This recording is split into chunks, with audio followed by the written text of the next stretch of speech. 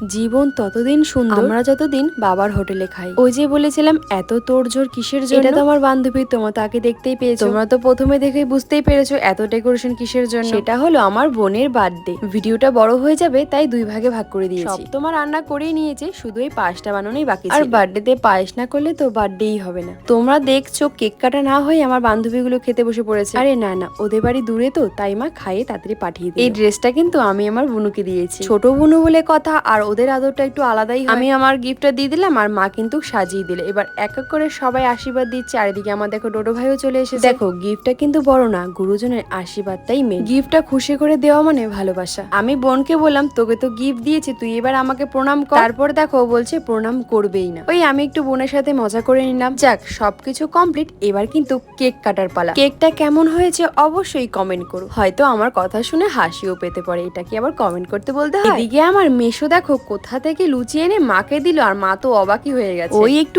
আর কি করলো।